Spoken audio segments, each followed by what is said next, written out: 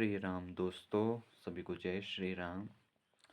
आज का जो हमारा विषय है नागरिक शास्त्र, अध्याय 2, नागरिक शास्त्र का क्षेत्र एवं विषय सामग्री। ठीक है, आज हम इस पे बात करेंगे और अगर आपको इसका पीडीएफ चाहिए होगा तो आप कमेंट कर सकते हैं, मैं आपके भेज दूंगा। ठीक है, इस बुक की पीडीएफ। नागरिक शास्त्र का क्षेत्र क्या है? प्रत्येक विषय का एक निश्चित क्षेत्र होता है। इसी क्षेत्र के अंदर उस विषय का अध्ययन किया जाता है।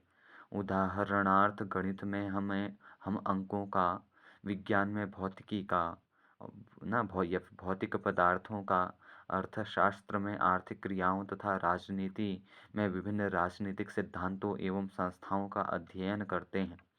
नागरिक शास्त्र की विषय सामग्री नागरिक शास्त्र की विशेष सामग्री के अंतर्गत निम्न बिंदुओं पर विवेचना की जा सकती है। नागरिक या व्यक्ति के जीवन का अध्ययन, अधिकारों एवं कर्तव्यों का अध्ययन, विभिन्न समुदायों का अध्ययन, राज्य एवं राज्य सरकार का अध्ययन, नागरिक आदर्शों का अध्ययन, भूत, वर्तमान तथा भविष्यकालीन सामाजिक जीवन का अध्ययन, आदर्श नागरिक जीवन के साधनों का अध्ययन, मानवीय समस्याओं का अध्ययन, अंतर्राष्ट्रीय सेवाओं का अध्ययन या संस्थाओं का अध्ययन। ठीक है, निष्कर्ष क्या निकला कि नागरिक शास्त्र का क्षेत्र एवं विषय सामग्री अत्यंत व्यापक है। इसका प्रारंभ नगर राज्यों से हुआ था तथा आज यह विश्वव्यापी बन गया है।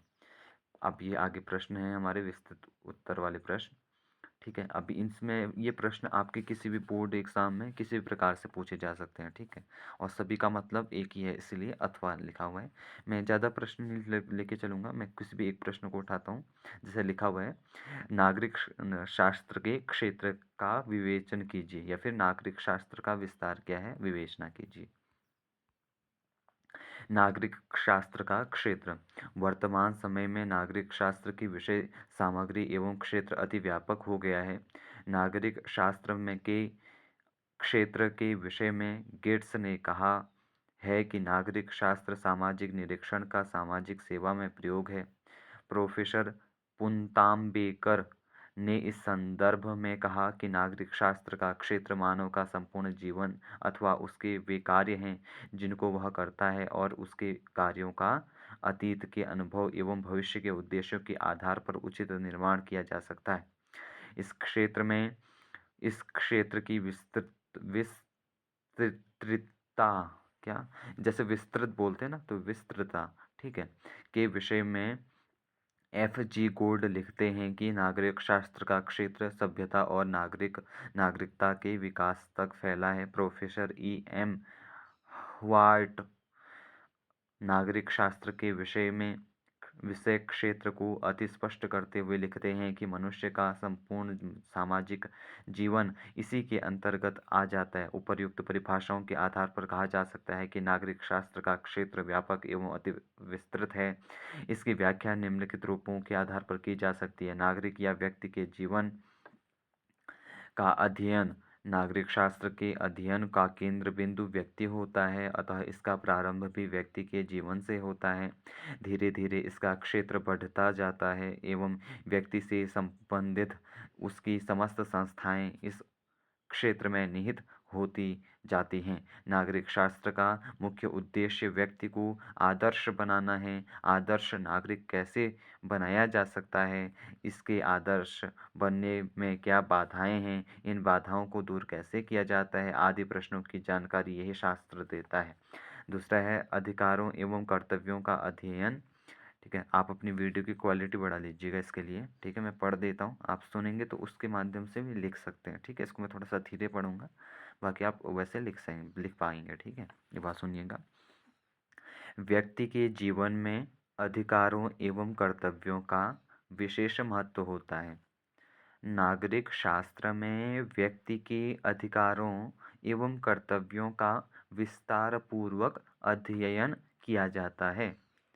इसीलिए एक विद्वान ने कहा है कि नागरिक शास्त्र वह विधा है जो सभी हमारे अधिकारों एवं कर्तव्यों का ज्ञान कराती है।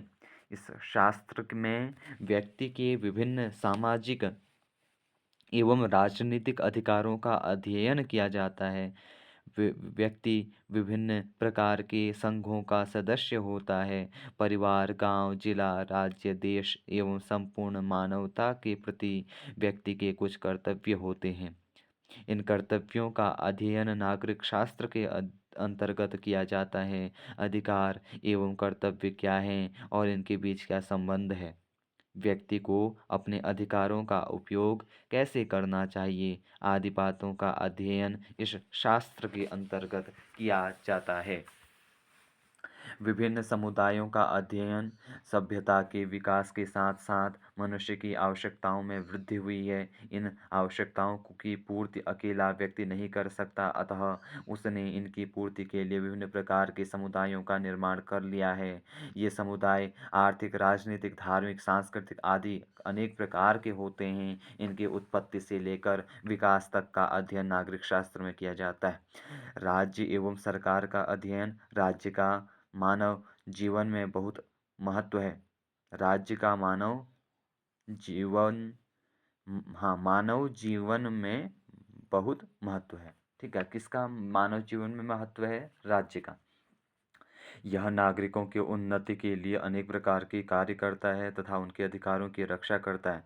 इसीलिए राज्य को सभ्य नागरिक जीवन की अनिवार्य दशा कहा गया है। राज्य क्या है? उसकी क्या प्रकृति है?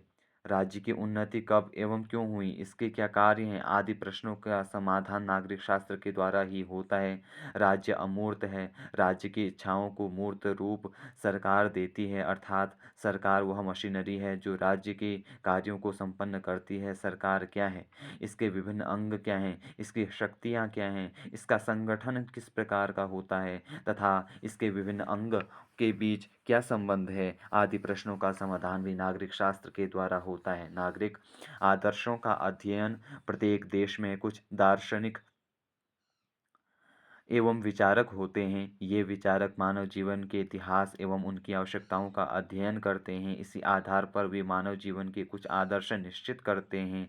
मनुष्य विवेकशील प्राणी है, उसमें विचार एवं चिंतन की अद्भुत शक्ति है। मानव के जीवन के कुछ आदर्श होते हैं। इन आदर्शों की रक्षा करना वह अपना परम कर्तव्य समझता है। स्वतंत्रता, समानता, देश प्रेम, राष्ट्रीयता एवं अंतर्राष्ट्रीयता आदि नागरिकों के आदर्श होते हैं। आदर्श जीवन व्यतीत करने के लिए इनका अध्ययन आवश्यक है। नागरिक शास्त्र इनके आदर्श स्वरूप को ग्रहण करने की प्रेरणा प्रदान करता है। भूत, वर्तमान एवं भविष्यकालीन सामाजिक जीवन का अध्ययन व्यक्ति का जीवन समाज में व्यतीत होता है। समाज व्यक्ति के लिए आवश्यक ही नहीं, स्वाभाविक भी है। इसीलिए नागरिक शास्त्र में समाज के अतीत, वर्तमान और भविष्य के स्वरूप की विवेचना की जाती है।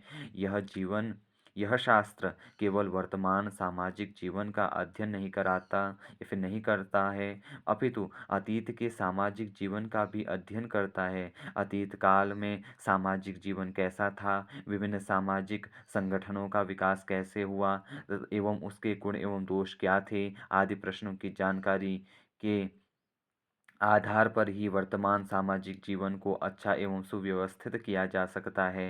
भूत एवं वर्तमान सामाजिक जीवन के तुलनात्मक अध्ययन से भविष्य के आदर्श सामाजिक जीवन की रूपरेखा निश्चित की जाती है, जिससे व्यक्ति का जीवन श्रेष्ठतम हो सके। आदर्श नागरिक जीवन के साधनों का अध्ययन। आदर्श जीवन की व्याख्या कर देने से ही व्यक्तियों को आदर्श नहीं बनाया जा सकता। इसके लिए जरूरी है कि मनुष्य द्वारा निर्मित संस्थाएं ऐसी हों जो आदर्श जीवन के सिद्धांतों का पालन कर सकें। इन संस्थाओं के पास इसके लिए कुछ साधन होने चाहिए जिसमें वे जनता की इच्छा को समझ सके। इन साधनों में जनमत एवं विधि का विशेष महत्व है। ये ऐसे साधन हैं जिनसे जनता की इच्छा की अभिव्यक्ति होती है। यही कारण है कि नागरिक शास्त्र में जनमत एवं विधि के संबंध में व्यापक अध्ययन किया जाता है। मानव जीवन की समस्याओं का अध्ययन, मानव जीवन की अनेक समस्याएँ होती हैं, जैसे सामाजिक, राजनीतिक, आर्थिक, सांस्कृतिक, धार्मिक, शैक्षिक आदि। इन विभिन्न समस्याओं का अध्ययन नागरिक शास्त्र में उस सीमा तक किया जाता है, जहाँ तक वे नागरिक जीवन को प्रभावित करती हैं। इन समस्याओं का अध्ययन करके यह शास्त्र उनका उचित समाधान बताता है। अंतर्राष्ट्रीय संस्थाओं का अध्ययन प्राचीन काल में नागरिक शास्त्र का क्षेत्र स्थानीय संस्थाओं तक सीमित था, लेकिन समय और परिस्थितियों के अनुसार इसका क्षेत्र राष्ट्रीय एवं अंतर्राष्ट्रीय होता है। आधुनिक युग में इस शास्त्र का प्रयोग संकुचित अर्थ में नहीं किया जा सकता। व्यक्ति का संबंध ग्राम, नगर या राज्य से ही नहीं रह गया है, बल्कि उसका संबंध अंतर्राष्ट्रीय संगठनों से भी है। किसी देश में घटित घटना का प्रभाव विश्व के अन्य देशों पर भी पड़ता है। विज्ञान की प्रकृति के ने विश्व के सभी देशों को इकाई के रूप में परिवर्तित कर दिया है। अतः विभिन्न अंतर्राष्ट्रीय समस्याओं को सुलझाए बिना मानव जीवन को सुखी नहीं बनाया जा सकता। नागरिक शास्त्र में संयुक्त राष्ट्र संघ जैसे विश्वव्यापी संगठन का भी अध्ययन किया जाता है। इस संगठन का मुख्य उद्देश्य विश्व में शक्ति एवं व्यवस्था बनाए रखना है। उसके कुछ विशिष्ट संगठन भी हैं जो विश्व के पिछड़े देशों को अनेक प्रकार की सहायता प्रदान कर रहे हैं। उपर्युक्त विवेचन से स्पष्ट होता है कि नागरिक शास्त्र का क्षेत्र एक एवं विषय सामग्री अति व्यापक है। इसका प्रारंभ नगर राज्यों से हुआ था और वर्तमान में यह विश्वव्यापी है। यह एक विकासशील शास्त्र है और इसका निरंतर विकास हो रहा है। वैज्ञानिक आविष्कारों तथा आवागमन के साधनों ने इसके क्षेत्र को व्यापक एवं विस्तृत करने में पर्याप्त सहायता पहुंचाई है। आज संपूर्ण विश्व एक इकाई के रूप में हो चुका है। इस शास्त्र में मानव जीवन की सभी गतिविधियों का अध्ययन किया जाता है। ये कुछ लघु उत्तरीय प्रश्न हैं। नागरिक शास्त्र की विषय वस्तु बताइए। तो नागरिक शास्त्र की विषय वस्तु सामाजिक प्राणी के रूप में मनुष्य का अध्ययन है। नागरिक शास्त्र का क्षेत्र में से संबंधित दो विषय हैं, व्यक्ति का अध्ययन और सामाजिक अध्ययन। नागरिक शास्त्र नागरिक जीवन के किस दृष्टिकोण का अध्ययन करता है? नागरिक शास्त्र नागरिक जीवन के सामाजिक एवं राजनीतिक दृष्टिकोण का अध्ययन करता है। नागरिक शास्त्र मानव जीवन के किस पहलू का अध्ययन करता है? तो वह पहलू क्या है? सामाजिक जीवन से संबंधित पहलू का अध्ययन करता है। ठीक है, और आगे ये क्या है? ठीक है, तो आज का ये चैप्टर कंप्लीट हुआ। अगर पीडीएफ चाहिए होगी तो आप मुझे मैसेज कर देंगे, और इसी प्रकार के अन्य जो वीडियोस हैं, अगर आपको अन्य किसी बोर्ड से हैं, जैसे फिजिक्स केमिस्ट्री आप पढ़ना चाहते हैं, जैसे हमने कक्षा 9 में जो आपदा प्रबंधन है, ठीक है, समकालीन विश्व अर्थशास्त्र और जो हमारी राजनीतिक शास्त्र है, तो उन सब का अध्ययन कराया हुआ है, आप देख सकते हैं। ठीक है, चैनल को सब्सक्राइब कर सकते हैं। जय श्री राम सभी को।